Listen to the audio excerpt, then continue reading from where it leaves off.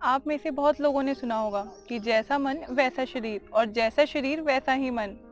लेकिन हम शरीर और मन दोनों को एक साथ स्वस्थ कैसे रख सकते हैं? मेरी आज की वीडियो में मैं आपको यही बताऊंगी कि आप किस प्रकार खुद को निरोगी रख सकते हैं।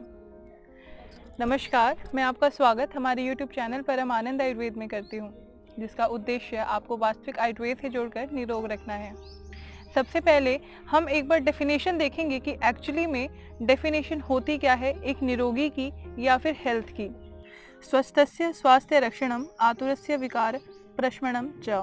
स्वस्थ व्यक्ति के स्वास्थ्य की रक्षा करना और रोगी व्यक्ति के रोग को दूर करना है, ये आयुर्वेद का उद्देश्य है।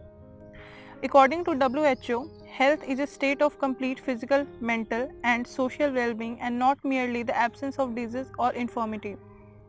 आचार्य सुश्रुत के अनुसार जिस मनुष्य के वात, पित्त, कफ आदि दोष मल, धातु और अग्नि के समान स्थित हों और जो व्यक्ति अपने शरीर के अनुसार समान रूप से क्रियाएं करता हो और जिसका शरीर और मन प्रसन्न हो, वह मनुष्य निरोगी कहलाता है। तो आपने देखा कि डेफिनेशन चाहे WHO ने दी हो या फिर आयुर्वेद के अनुसार हो, एक निरोगी व्यक्ति की जो डेफिनेशन है वो यही है कि अगर एक व्यक्ति मेंटली, फिजिकली और सोशली अगर वो एक्टिव है तभी उसे हम हेल्दी कह सकते हैं। इसीलिए आज मैं आपको कुछ ऐसे आयुर्वेद से जुड़े पॉइंट्स बताऊंगी जिसे फॉलो करके आप निरोगी रह सकते हैं। अगर आप आयुर्वेद के इन नियमों का पालन करेंगे तो आप जरूर निरोगी रह सकते हैं। सबसे पहले तो आप सूर्योदय के समय उठें। आप अगर सूर्योदय के बाद उठते हैं तो आपको कई प्रकार की समस्याएं हो सकती हैं। इसके साथ ही साथ सुबह उठते उठते अगर आप गुनगुना पानी पी सकते हैं तो यह आपके डाइजेशन के लिए और आपकी स्किन के लिए बहुत अच्छा कार्य करती है। आप सुबह का नाश्ता 8 से 9 बजे के बीच में कर लीजिए और दोपहर का भोजन कम से कम 2 बजे तक कर लीजिए और शाम में अगर 7 से 8 बजे के बीच आप भोजन कर लें तो यह बहुत अच्छा रहेगा। ऐसा आजकल के हमारे लाइफस्टाइल की वजह से पॉसिबल नहीं हो पाता, लेकिन हाँ, आप ज़रूर ये कर सकते हैं कि आप जब भी भोजन करें तो आप उसे स्मॉल पार्ट्स में डिवाइड करके करें। इससे क्या होगा कि जो आपके मेटाबॉलिज्म होगा वो अच्छे से कार्य करेगी। आप पूरे दिन में 3 बड़ी मील के बजाय आप पूरे दिन में 5 या 6 बार थोड़ा थोड़ा भोजन कर सकते हैं और उसमें अगर आप फ्रूट्स, सैलड और मौसमी फल इनको अगर आप ऐड करेंगे तो वो आपके लिए ज़्यादा अच्छा रहेगा। इसके साथ ही साथ अगर आप पूरे दिन हल्का गुनगुना पानी पी सकते हैं तो ये आपके डाइजेशन के लिए बहुत अच्छा रहता है। कुछ लोग ये कहते हैं कि उन्हें गर्म पानी सूट नहीं करता, इसके लिए वो पहले गर्म पानी कर लें और फिर जब वो ठंडा हो जाए तो उसका सेवन करें।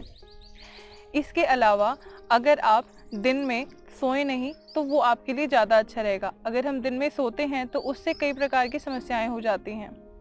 अगर आप अपना अभ्यंगम रोजाना कर सकते हैं तो ये आपके लिए बहुत अच्छा है और अगर आप अभ्यंगम रोजाना नहीं कर सकते तो कम से कम सप्ताह में 1 या 2 दिन अवश्य करें।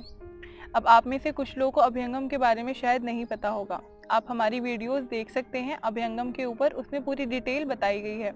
बाकी यहाँ इन शॉर्ट में बता देती हूँ कि अभ्यंगम तेल की मालिश होती है जो हल्के गुनगुने तेल से की जाती है। इससे आपके शरीर के जो चैनल्स होते हैं वो ओपन हो जाते हैं और जो आपके शरीर के कुपित दोष होते हैं वो निकल जाते हैं।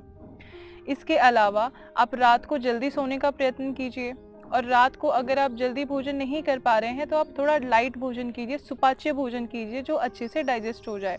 कुछ लोग जल्दी मोटे हो जाते हैं या फिर उनको एसिडिटी की प्रॉब्लम होती है, तो इन लोगों के लिए सबसे अच्छा ये होगा कि अगर वो सुपाच्य भोजन करेंगे और रात में लाइट डाइट लेंगे तो उनको जो ओबेसिटी की समस्या है वो धीरे धीरे अपने आप समाप्त हो जाएगी। तो इन शॉर्ट मैं आपको बस ये कहना चाहती हूँ कि अगर आप आयुर्वेद के इन नियमों को फॉलो करेंगे तो आप अपने आप को निरोगी पाएंगे। प्रातःकाल फल का रस लीजिए, दोपहर लस्सी छाछ, रात में दूध पीजिए तो हो सभी रोगों का नाश। ये इन नटशेल, यानी जब आप ब्रेकफास्ट करते हैं तो उस टाइम आप जूस पीजिए, दोपहर के समय आप लस्सी या फिर छाछ का सेवन कर सकते हैं, रात के भोजन के बाद आप दूध का सेवन कीजिए। इससे रोग कभी भी आपके आसपास नहीं आएगी। अगर मेरी यह वीडियो आपको अच्छी लगी तो इसे लाइक और शेयर करना बिल्कुल मत भूलिए और अगर आप हमसे जुड़ना चाहते हैं तो हमारे इस चैनल को सब्सक्राइब भी कर लीजिए। अगर आपको किसी प्रकार की समस्या है, हमारे डॉक्टर से बात करना चाहते हैं तो हमारे दिए गए नंबर पर कॉल कर सकते हैं और आप हमारे चिकित्सक से परामर्श भी ले सकते हैं। जाते जाते सिर्फ इतना ही कहूँगी कि जब आहार गलत हो तो दवा किसी काम की नहीं होती और जब आहार के साथ विहार सही हो तो दवा की ज़रूरत नहीं होती। तो आप इस बात का ध्यान रखिए और खुद को स्वस्थ रखिए। अगली बार फिर मिलती हूँ आयुर्वेद से जुड़े कुछ नए तथ्य लेकर। तब तक के लिए धन्यवाद।